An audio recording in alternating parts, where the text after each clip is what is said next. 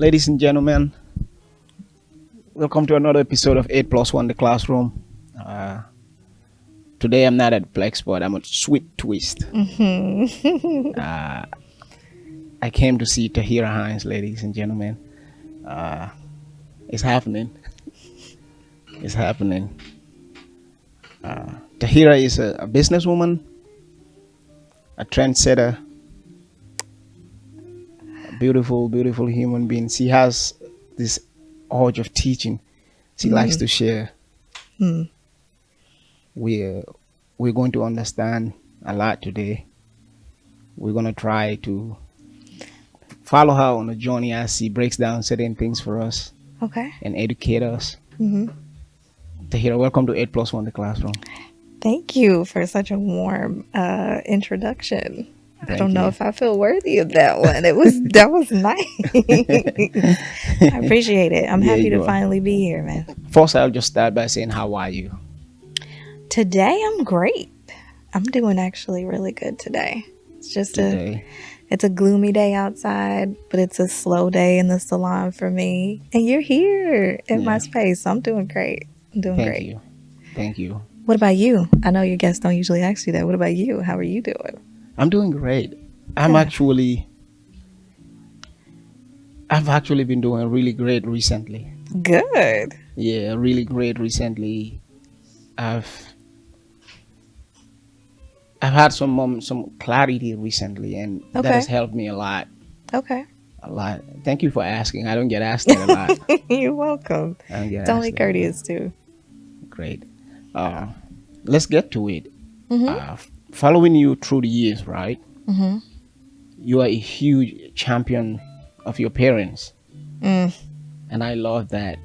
What is your relationship like with them? They can't get rid of me. That's the best way to sum it up.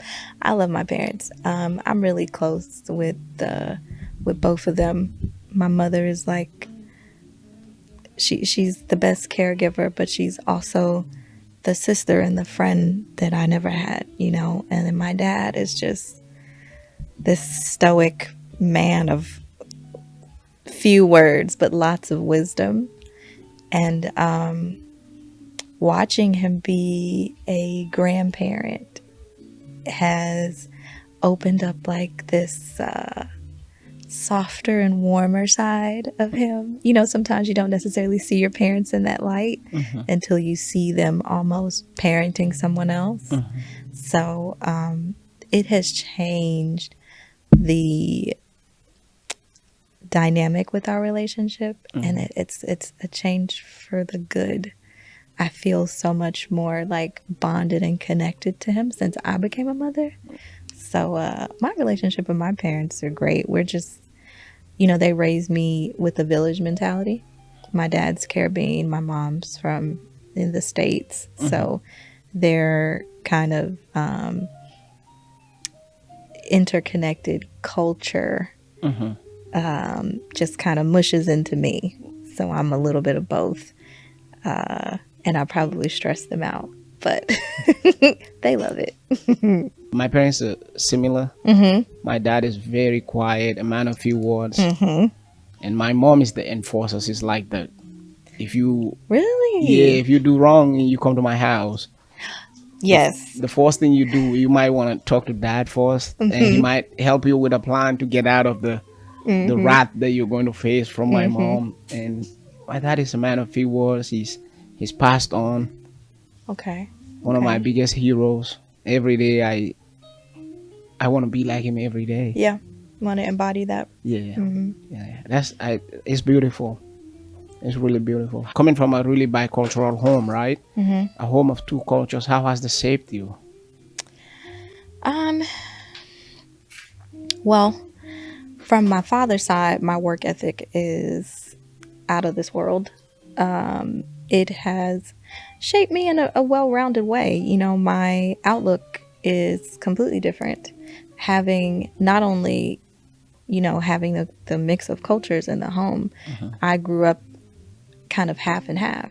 10 years at first in the United States, and then 11 years in Barbados, and now I'm back in the United States. It's been another 10 years. So living in the island and then coming back to the United States, it's like I'm happy I spent my young adult and teenage years in another place, experiencing different cultures and watching people live a different type of life that wasn't centered in constantly elevating and moving into the next place, always in I gotta make this money, I gotta get this job. You know, the island was so, my brain, my mind was able to just relax and embrace, oh wow, look, a sunset. Yeah. You know, or walk down the street and my neighbor's tree is bearing fruit, and it's okay if I go and walk and grab some, and you know, and that's food, that's a meal. It was such a culture shock coming back and not feeling like I even kind of belonged here, almost, you know, and having to adapt again, because going to Barbados, you know, I had an American accent. And all the kids at school make fun of me, you know what I'm saying? So I had to adapt and develop, you know, a Barbadian accent and adapt to the culture and customs. And then coming back here, it's like, okay, now I got to flip it back, you know. But I think it's really just rounded and developed my work ethic, helped me kind of center the things that I want to do, not based in money, but based in love and based in passion. Watching my father pursue his passions his entire life, but still being able to make money from those passions. It helped me put a compass, so to speak, on the direction that I wanted to go in, and me choosing my path, my career path. So very creative family. So you know, creative people are crazy. But I'm happy to have them both. You know, my mother is my level-headedness and my productivity and my planning, and my father is more so, once I know where I'm going, his energy is the driving force. You know what I'm saying? He's my sleepless nights and my work ethic and my staying up late, planning, writing, you know, business plans and figuring out how to get to the goal, you know, which kind of works against me sometimes. And now my adulthood, my parents are like telling me, rest, slow down, take your time. You can take a day off. It's your business. Nobody else runs it. And it's like, you don't understand. I'm trying to get here. So it's a nice little mix, I have to say. Wow. You speak with a lot of love when it comes to your parents, and it's relatable. Yeah. It's relatable. They are my everything. They're my everything. I mean, they are the reason I am who I am. So I cannot speak of them without the love that they have for me, and then the love that I have for them. Me and my mom do this little funny thing when she calls and I call her. She never says bye. She always says, talk to you later. And then she'll be like, I love you. And I'll be like, I love you more. And she's like, that's impossible. You can't love me more. They're just, you know, I've grown out of that desire to seek their approval in what I do and want to please them. But I have not grown out of wanting to make them proud. You know what I'm saying? And I know that they are just for my existence, but growing my business as fast as I did and sticking it out and being consistent, it really was to show them over the years, everything that you instilled in me, I am applying, you know? Yeah. That's beautiful. You know, when I go back home to Gambia, right? Which, how awesome is that? Hmm? How awesome is that? To be able to be like, oh, and I just go back home to Africa. I want to say that. It's beautiful, but living here by myself Yeah. and having a family here, Yeah. I kind of picked up ways that are out of the family way of doing things. I go home, it's a whole different. I have to run and adjust to all of that. This year when I came back, my wife was like, "Oh, I like this version of you," but I know you. It's not going to stay like It's not that. gonna stay like that. It's the little things that you don't really get to appreciate, right? Yeah. And then you look back and you're like, oh wow, okay. I'll applaud you for even having the consciousness of, okay, I noticed that she does not say bye, she just say talk to you later. I don't think I pay that much attention. I don't think I am more that conscious of what does he say. So now here, Now you're going to listen. forward, yes, I'm going to pay a little more attention to that. Words are everything for my family. They live the speak it into existence, like in real life. So my dad, since I was a little girl, has always been like, don't ever let me hear you say I can't. When I was a little girl, if I said I can't, I had 10 push-ups. There was no I can't do it or it's not possible. There is always a way. And their philosophy has always been to do the work and to figure it out. You know what I'm saying? So I am conscious of things that I say. And especially now to my son, I'm extremely conscious of what I say to him because, you know, you don't want your kids to grow up and have to seek therapy from your parenting. Yeah. But I also don't want to be like super overbearing or very, career oriented for him. I want him to grow up with the same amount of freedom that I had as a child to figure out what I wanted to do in life. You know, I'm pretty sure if my dad was sitting here and my mom was sitting here, they would not tell you that this is what I would have been doing or that this is what they would have even wanted me to do. Yeah, my dad probably wanted me to run his dance company. And I was just like, I mean, I like to dance, but that's not really my path. And with us because I am him, we clash. Everything is rebellious. Everything is a fight back and forth, you know. So them accepting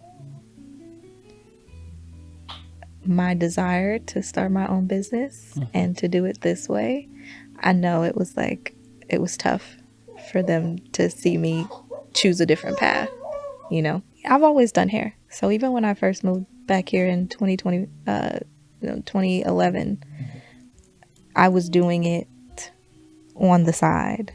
And really the on the side was the main thing until I actually got my job. And once I did tell him that I was ready to quit, he just kind of looked at me and he was just like, are you sure this is what you want to do? Are you positive? And I was like, of course not. No. But, you know, why not? Why wouldn't I take the leap, take the jump? You did. So it was just like, you know, my mother's always for anything I choose. My dad was more so, well, you want to be sure that you will be able to sustain yourself, because by the time I had made the decision to leave, it was like 2018, my son was 4. Well, or he was turning 4 that year. And so his thing is like, it's not just you anymore. Yeah. You know, you have somebody else to care for. So if this is really what you want to do, you make sure that you plan this out and, you know, put your best foot forward, because it's not just yourself anymore, you know. But I had their full support, you know. And if I fell down, they were gonna be They were right there to there. pick you up. You know what I'm saying? Well, I don't know about picking me up, but they was gonna give me a towel so I could dust myself off. You know what I'm saying? You'll have a soft landing. I'll Yes, tell you that. exactly. It's a in the States, the mentality is that when you turn 18, you're You're out on the your own. house. That's crazy. And some kids are out the house before 18. My dad, being in the Caribbean, everybody kind of stays at home until they get married or they get a particular career path or job where they're able to provide for themselves and they Thank can go you. buy a house. And Thank even you. if they do buy a house, You're always the home. house is big enough Yeah. for the family, Yeah. you know? Yeah. So when I moved here, all of my friends were living by themselves already in apartments. And I was just like, I'm gonna work for a little bit and then I'm gonna find a place by myself. And my dad was always like, why? Why do you want to leave? Why do you want to move out? Why do you want to stress yourself with bills and stuff? Like, well, now that I think back, I don't even think I left till I was like 29. Yeah. It's 29 when I left home. And if it was up to my parents, I'd still be at home. Yeah. It's like that for me too. Yeah. So Caribbean and African families, I find their they're traditions are similar. it's way more similarities than it is a difference. So what the parents do is they invest in a huge plot of land, right? Okay. So when I started working at the bank in Gambia, right, instead of trying to find somewhere else to move, I was 25. I built a little boys' corner right next to my mom's window. Is set to where she can see straight in my room. Like she said, you have one option. You're gonna have one girlfriend that you're gonna bring here, and we're gonna know this is your girlfriend, and that's it. Okay. And yeah, and then it's times where I break that rule, and then Yeah. my key gets taken away from me, so I have to move back in. Like I was making my own money. I was 25.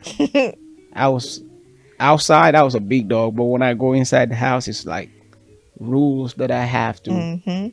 I have to follow. I remember one time, like late at night, I was sneaking a girl out just to walk her out the house, and my dad saw me, and he just go, and he just got. That's it. Disapproval. So the next morning, it was so hard for me to get out of my room. I was there till like 1. Because you didn't want to go? You didn't want to leave? I just didn't want to look at his face. So, I think we all go through that with our parents at some point. Now, I can't relate because my dad is crazy and I'm a girl. Yeah, so I think it's a little different. I believe if I was a girl, it would have been, if they can do that for me as a man, as a girl, I could not even imagine that. It would be war. It would be all kinds of. I don't even thinking back now to like being a teenager, even like young adult, my parents kept me so occupied with extracurriculars. I did not have an opportunity to really think about boys. I didn't even get my first boyfriend. I was in college. I was like, okay. If you ask my dad, I didn't get my first boyfriend until I moved back to the United States. And I was like 22, 23. So if he's watching this, that's when I got my first boyfriend. But it is a different dynamic. It is like my parents, because we never had like the talk and there were never rules that were necessarily laid out, I always knew that there was still a level of respect that I had to have from my parents. So I never asked them if I could stay over anybody's house, or I never was like, it was never anything crazy or outlandish.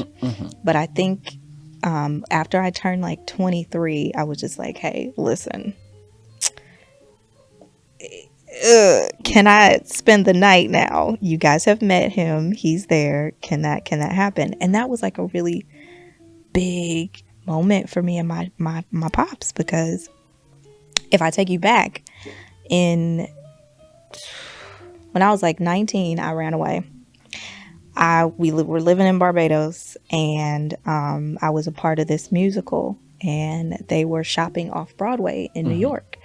And meaning, if you don't know what shopping off Broadway, it means they're looking for people to fund the play so that we could perform on Broadway.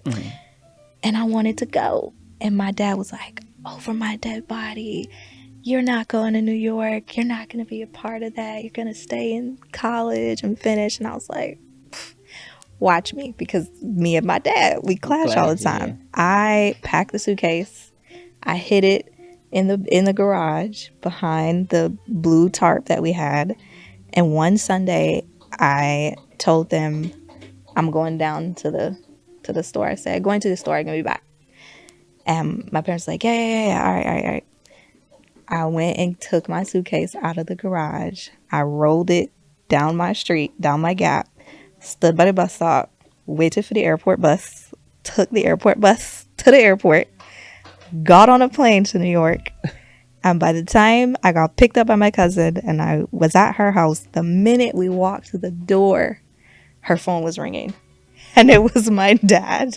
And he was like, you better get your ass back here. I can't believe you got on a plane and you did that. I will never speak to you again if you don't come back. And I was just like, I'm 19, Dad. I'm sorry. I'm going to go follow my dreams. Like, I want to be on Broadway. I want to do this. I want to find my own way, you know? And he had raised me to do that. But I think it was maybe scary for him to think that it was happening. So fast forward, we did the musical. It was really fun. I had a great time. I had the time of my life in New York. The musical lost funding. So there were people from London, the UK that were in the musical, and they all went back. And so I tried to stay and stick it out and try to get a job. And New York is harder than I thought it would be at 19. You know, so I didn't know anything, which is probably what my father was trying to save me from. So, of course, my cousin buys me a ticket back. And when I get back, my dad just refuses to speak to me or acknowledge my existence for an entire year. We were living in the same house, but he just like refused to acknowledge that I was alive. Wow. Yes. And I get it. Caribbean culture, you disobey your parents. There has to be some type of disciplinary action. I'm not in my head because I know exactly. You know what that feels like? I know exactly what it is. Look, my mom calls me and I didn't answer the calls for the second time, and I'm not answering. And she calls like in crazy hours, 3 a.m. at night. If I don't answer 2 times, when I call her back, she's not gonna pick up. Yeah, because how could you? What are you doing? I'm your mother. Pick up. I'm like that with my mom when I call her. I'm like, what are you doing? Why will you not answer your firstborn? What if I'm in trouble? Pick up the phone. Yeah. But yeah, no, man. I don't know. My parents are great. The family dynamic is awesome. But it set the stage for where I'm at right now and what I'm doing right now. So, I mean, like I said, it was hard for them to accept that I could make a living from doing what I do. Yeah. But I think once I showed them, and once we went over numbers, then they were like, really? Yeah. And I'm like, yeah. So, happy that they believed in me. Happy that I had that push, because a lot of people don't have the village behind them, and a lot of people don't have people in the family that believe in them. And I think that mattered a lot in how fast I was able to grow, because I had the support. That's beautiful. You know? Yeah. That is really beautiful. Yeah. And it's so refreshing to hear somebody speak from a different background, right? And it's so relatable to what I had growing up, and it makes me appreciate my parents more. If I hear somebody else saying some of the stuff that they had to do, the rules were laid down, and you have to go by the rules. It's refreshing. It makes me be like, oh, thank you. Apparently, you and I just being mean, or you and I just harsh for no reason. Yeah. Thank you, but I get it. You know, I'm a huge fan of yours. Like, yes, since the first time, the first shop. You remember the first shop in the huge And the building? tiny little room. Yeah, in the tiny little booth. Yes. And I just walked in and I just sat on the booth and I fell asleep. I just, it was you just have this. You're peaceful, and hearing you just speak about your parents and all of that, it came from that. Definitely my mom. Yes, it came from that.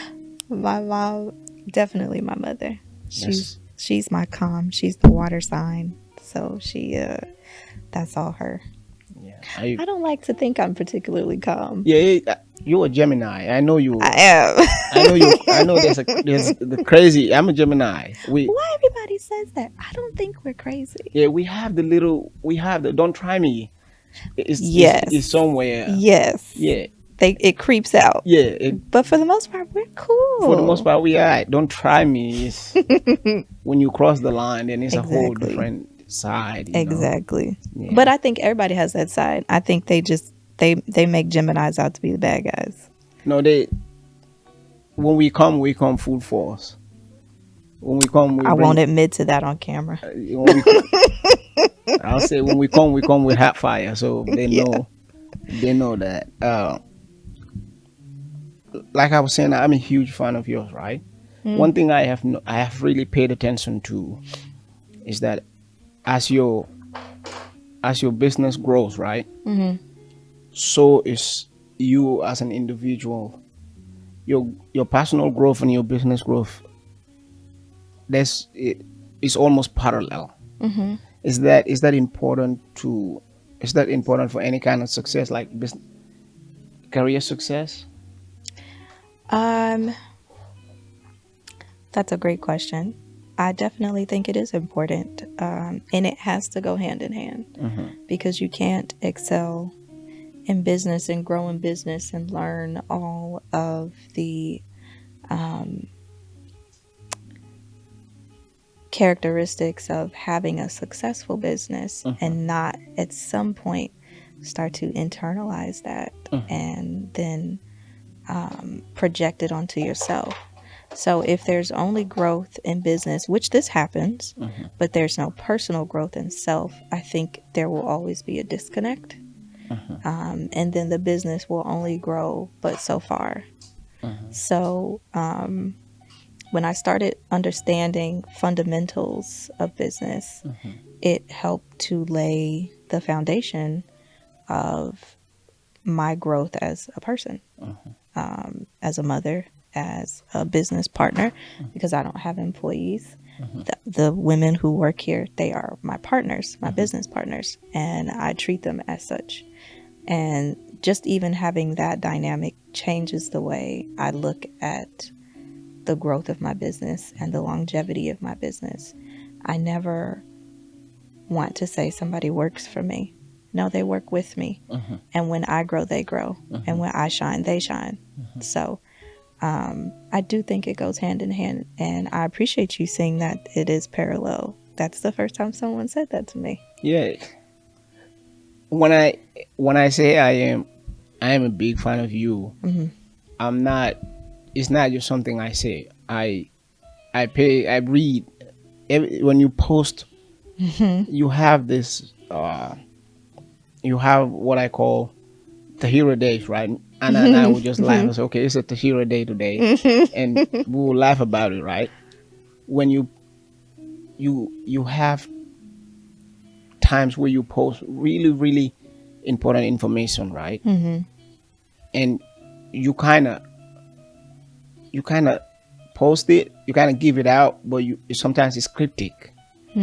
So you have to really read between the lines to be able to decipher exactly what you're trying to feed people, right? And I pay so much attention to it because it's it's just the information someone needs, right? To just have just a little bit of a switch, just a mind switch most of the time. And it will take you from level B to a level A. The leap that you're looking for is all in that. I'll tell you exactly one thing you said one time, and I picked it up. So you said you brought your son to walk, right? And you're paying him as he walks, and the money that you're paying him, you're putting it in a separate account. Yes. All right. And it clicked. And I told her, and I said, so many people will read this today and they will never pick this path. They will think she's just doing too much, right? I said, but this right here is how other people give their children a kickstart that we never had. Exactly. This is how other people start at a level that we have to work to get to. It's things like that, informations like that you share, right? Is that just you sitting and thinking and just deciding, you know what, let me share this information? Yeah. It's not even planned. It just happens naturally, and you decide to share. I wouldn't say that. Earlier on, yes, naturally. Now, social media for me is a strategy. I have been able to use it for the development and growth of our reach for the business. So understanding and becoming, I don't want to say master, so intermediate level with social media. I understand how it is a tool. And so I use my platform to tell my story, to connect and relate to others, and then to share information, all while being funny. Because comedy transcends information. But I always told people that when I figured out how to, create a job for my son, and I don't like saying that either, creating a job for him, because it's not work that he's doing, but create a way for him to generate income right now while he's just being a kid and enjoying being a child, so that by the time he's 18 and he figures out what he wants to do, like you said, he will have a jump start, and it will cost me nothing, because we're going to spend that money anyway. Why not me spend it pouring into my son? And then on the back end, it's going to help cut me a tax break when I'm doing my write-offs. You know what I'm saying? So I wanted to share that with the people, and maybe people grabbed it and maybe they didn't. The people who were supposed to did. But it's an important way to create generational wealth. I don't have to tell him about that account when he turns 18. I could wait till he's 27, 28 and then say, hey, we've generated $1 million for you. You can do whatever you want with it. If you have a company or an idea that you want to buy a home, you want to get married, you want to, whatever, your little nest egg for your family, this is for you. And I did this with this. Go enjoy your life. You know what I'm saying? Take the stress, because money does not buy happiness, but it does create an environment for you to be able to get your time back, get your freedom back, and stimulate a environment for you to do the things and pursue the things that you want without the stress related to the lack of money. So no, I didn't start my business to make money. I started my business because this is what I love to do, and I was doing it even when I wasn't making money. But I understand how valuable money is, so I would not do it now anymore if it didn't generate me income. You know what I'm saying? Makes a lot of sense. And I want to generate income for other people. So if I can make 6 figures from it, everybody standing behind their chairs can make six figures from it. And then eventually you can make 6 figures without doing the labor. That's really what we're teaching. Getting your freedom back, getting your time back, so that you can pursue your passions. Maybe they don't want to style locks for the rest of their lives. You know what I'm saying? Nisha's really smart. She's getting her master's. Mignet wants to pursue a different type of hair texture. She might want to open up her own salon one day. but the information that she's getting from here will help her be able to do that. That's what I'm trying to push. Get as much information as you can, excuse me, and don't just stockpile it. Apply it. Yeah. You know how many times I heard, oh yeah, you can hire your kids and pay them up to $12,500 a year, and then you can turn around and write that off of your business taxes. I've heard that for at least 5 to 6 years, and only at the top of this year did I actually apply it. Wow. You know what I'm saying? Yeah. So we get information all day, every day, but we're not doing anything with it. And I'm hoping that by sharing my story, I can motivate people to actually make the move. Yeah. You know, because the longer you wait, the further it is until the end of the road. You know, it's like they say, the more you spend more time doing research, right? The harder it is for you to take a leap, that jump, the leap of faith. You know. Yep. Me personally, being a parent has being a parent has given me that catapult. Yeah, the what's the word I'm looking for? Has given me the reason for financial discipline. Okay. So I had, since being a dad, I just started researching more on finances. What do I do to put my child in a position where they can have something to rely on? Yeah. First thing I ever did was to go get a life insurance policy. Yeah. First thing ever. And then I started doing research. The more I research, the more I find intricate things. I met a guy at one of my bosses at work, and he told me, he said, Charles, do you have a Roth IRA? I said, a Roth IRA? He said, yeah. I said, yeah, I have one. And he said, when did you have one? I said, a couple of years ago. He said, it's too late. He told me, he said, his daughter just turned 17, has a first job.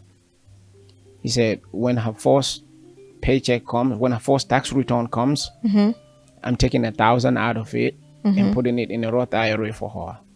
And we did the math, right? He sat there, he took a pen, and we did the math, right?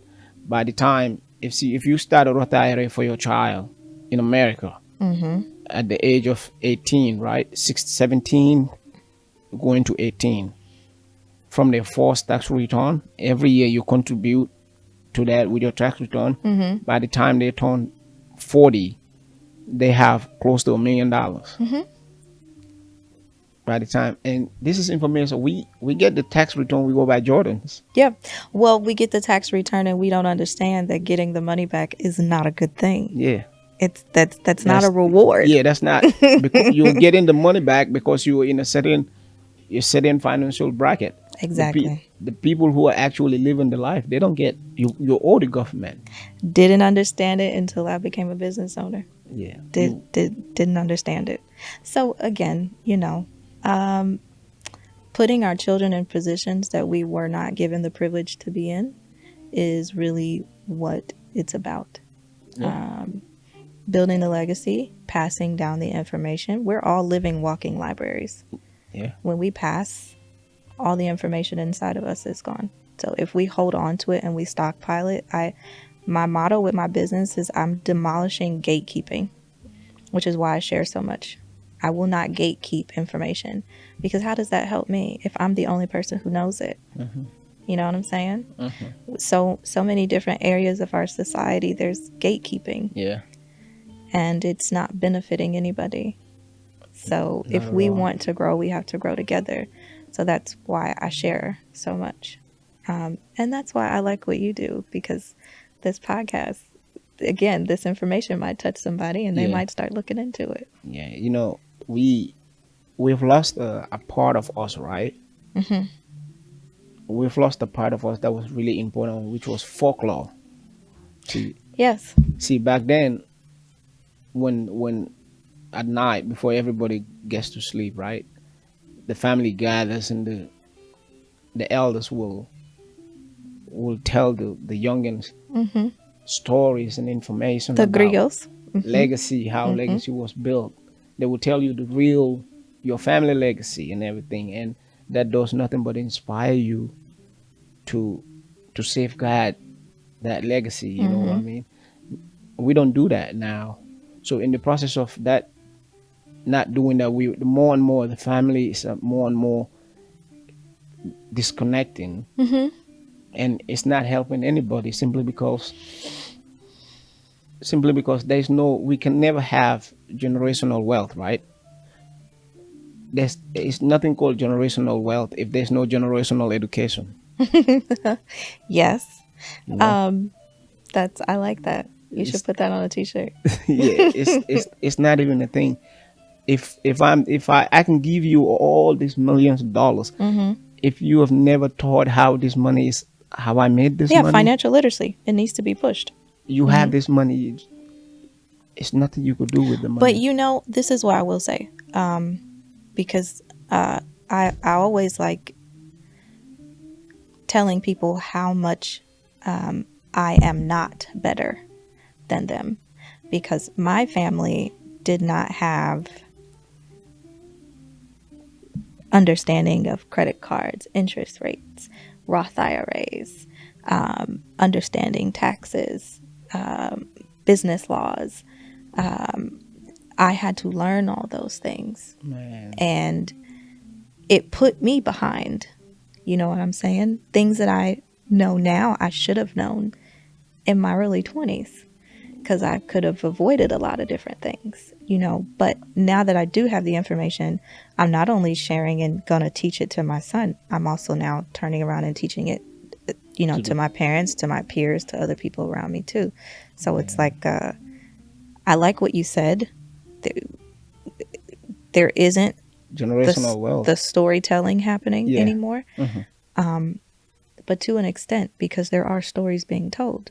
The stories that are being told are of those of the athletes and the actors, the actresses, the rappers, the singers, the entertainers. We're no longer telling stories of the people in our families.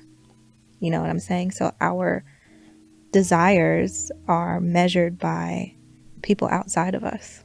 That's exactly what it is. We need the physical manifestation of our own families, successes, dreams, Yeah. to know to understand what we want. What's the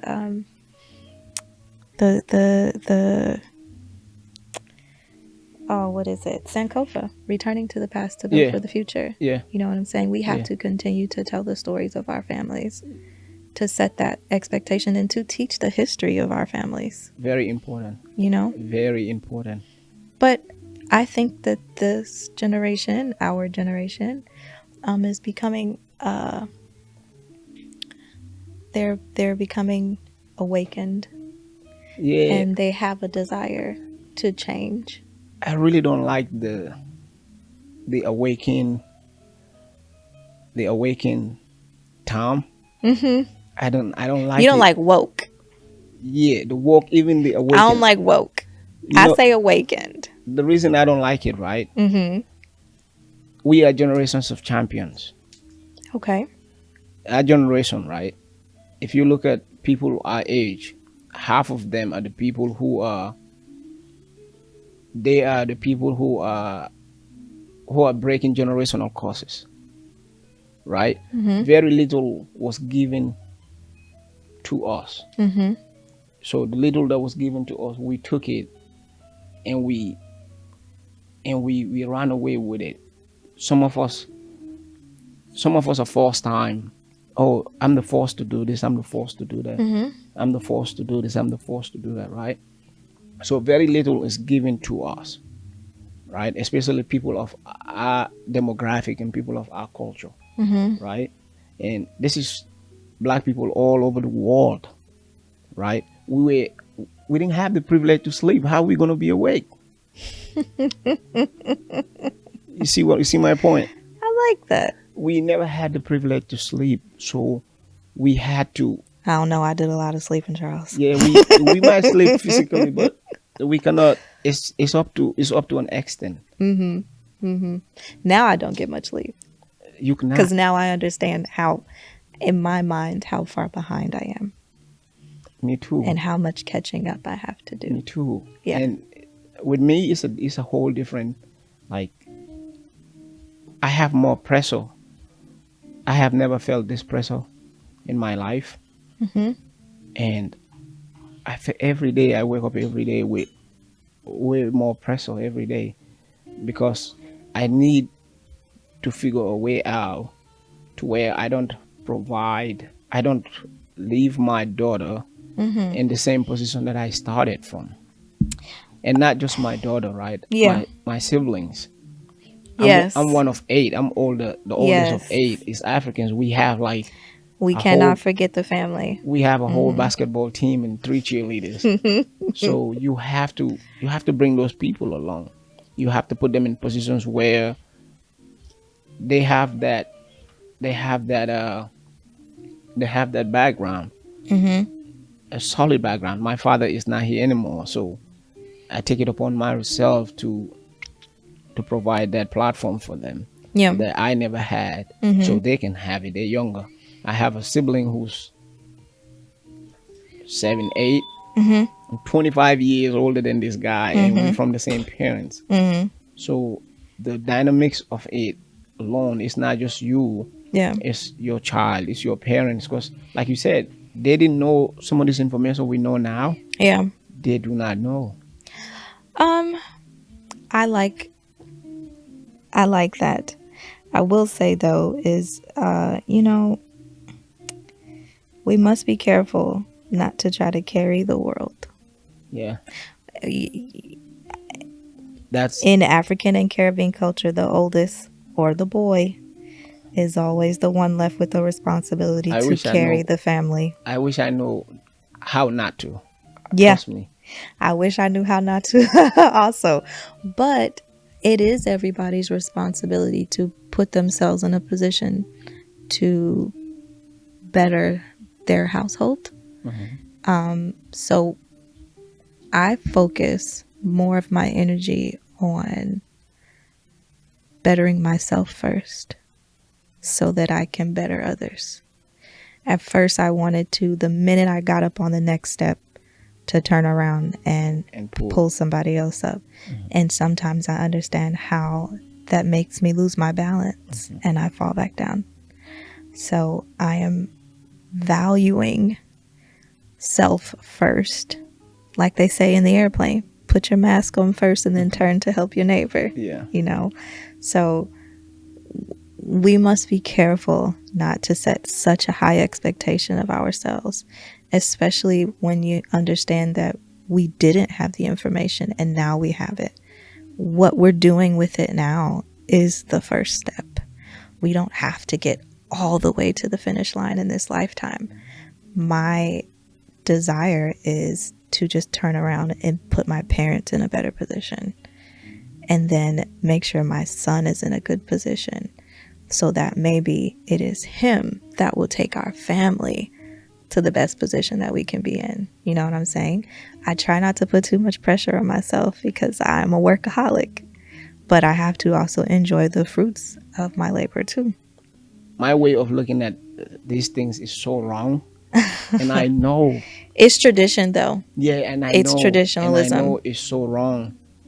Of late, since I have a child, it has changed, because to where what I used to be like, okay, I'm not gonna take care of me, right?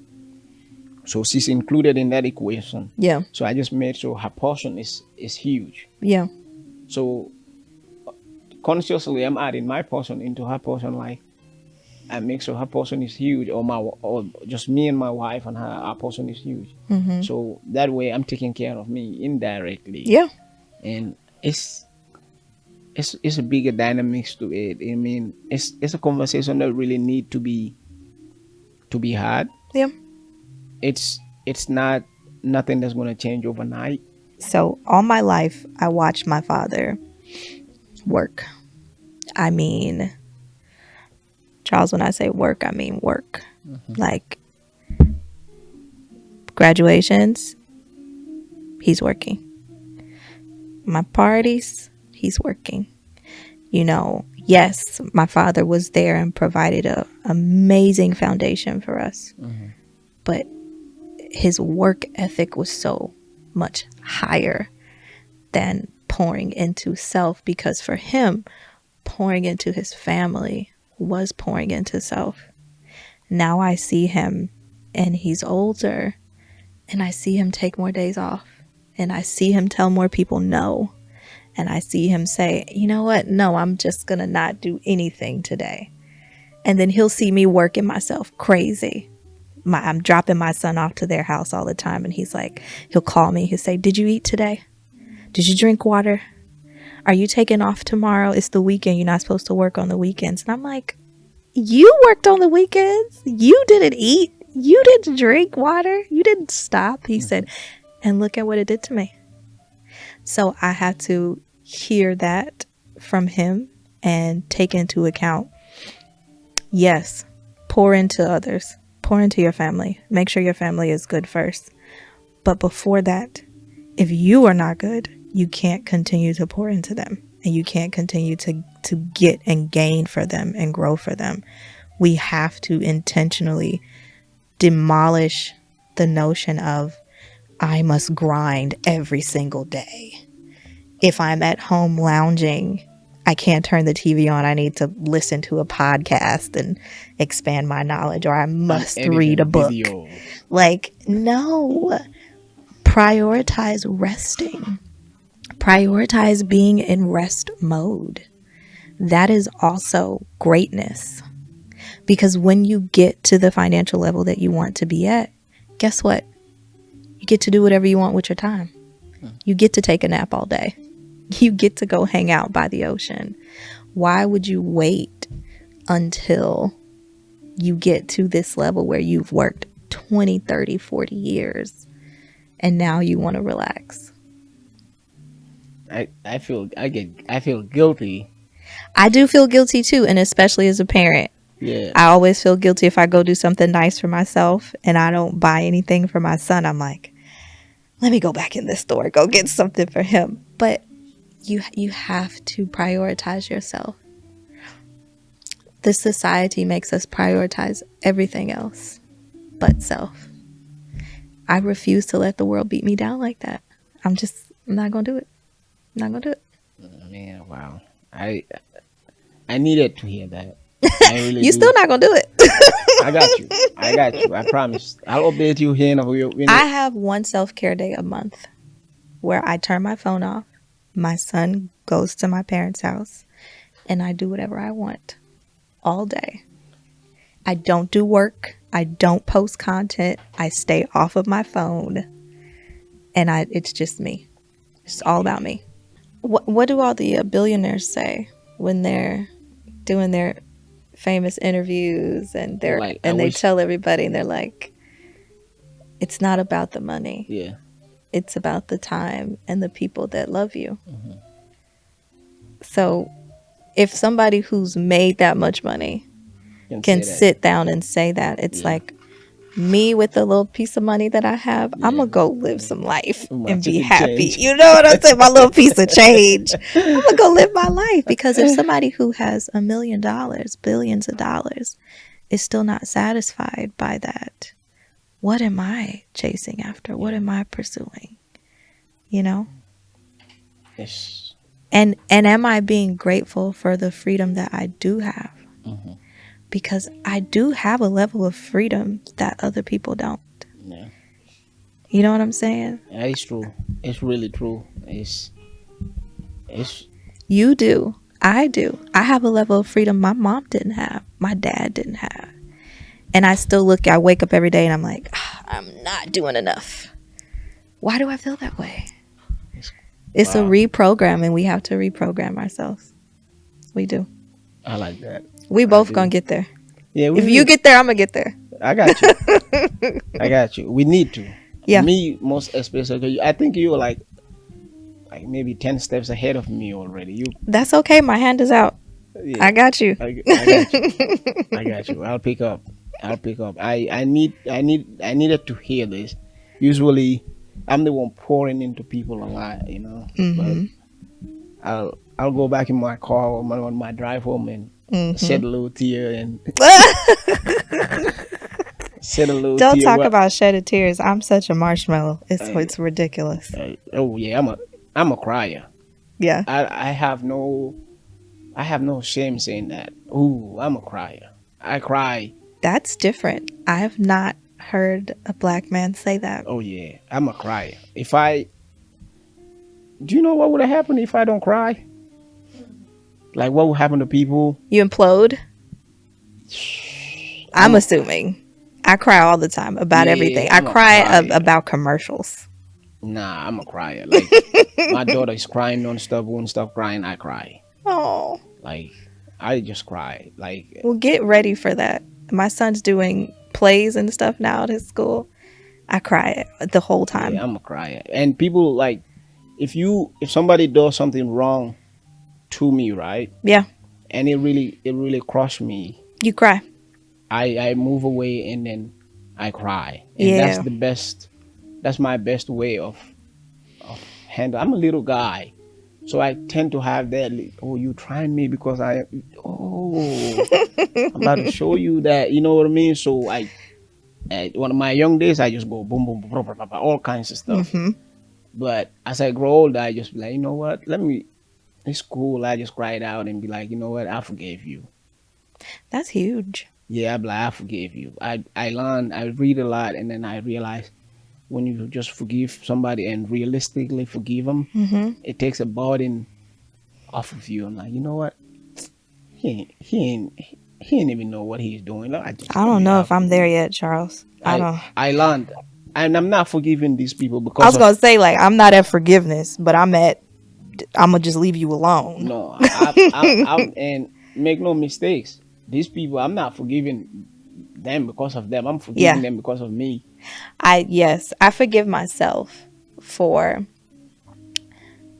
the thought, the anger, the being upset. I'm not there yet. I do. I'm still not there at forgiving the person. No, I forgive the person, but myself, Nah.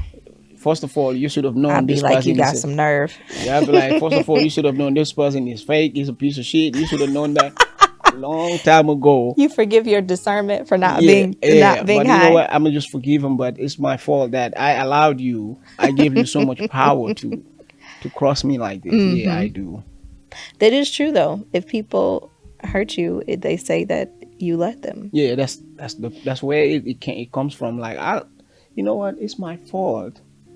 But I think that there's power in allowing people to, positive or negative, to treat you the way that they want to. Oh, yeah. Because there's power in me trusting my discernment, power in me being open and vulnerable.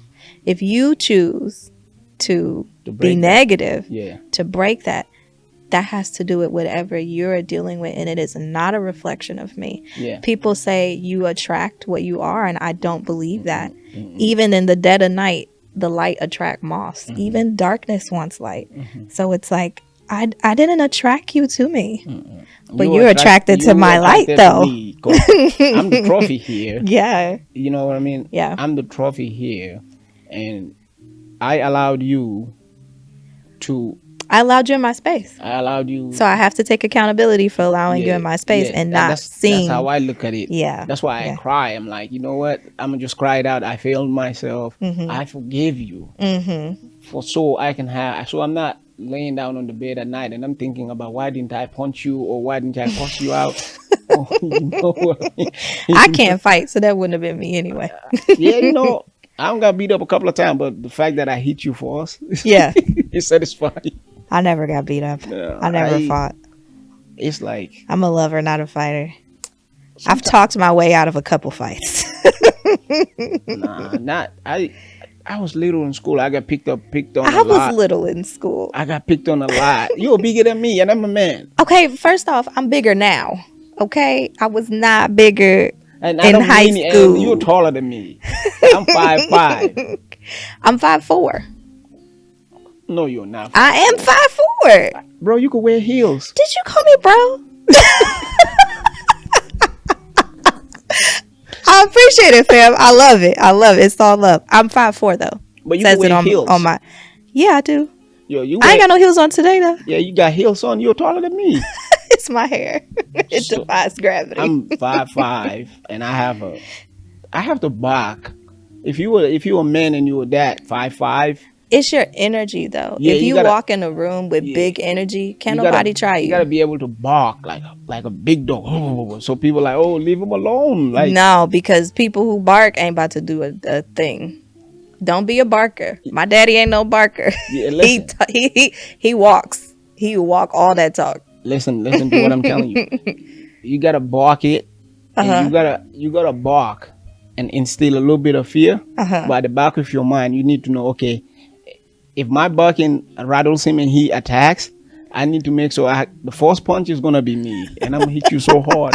I'm gonna get my first lick in, then I'm gonna whatever- get beat up. whatever comes out of that. I'm gonna avoid the whole confrontation I make altogether. peace. That's why I walk away. I go to the car or leave, and then just sit in the car for a little bit, think about it, might shed a tear, and I'm like, I forgive you. Sometimes I'm like, I ain't even worried about him. I forgive. Oh, You're hard. peaceful. You're peaceful. People think I'm peaceful. They see my incense and all my African decor, my crystals. They be like, oh, she not about that life. I forgive. I like that. I I'm not forgive. about that. If you're watching, I'm not about that life. I forgive. I forgive. I learn to. Otherwise, be thinking about that stuff a lot. Yeah. I'm a thinker. When people mistreat you and they do you wrong, they are not going home and losing sleep about it. They are sleeping like a baby. Mm-hmm. So forgive yourself, forgive that person, and move forward. And that's how we ended it. Yep. In the words of Teddy B, you know Teddy? I do know Teddy. Yeah, Teddy said, why would I hold hate while you're sleeping like baby Jesus? That sounds like something he was Yeah, saying. he said that. He Why said, would I hold hate while you sleeping like baby Jesus? and I'm losing sleep over you. Okay, stressing, hair falling out, mad. You over there sleeping like a baby.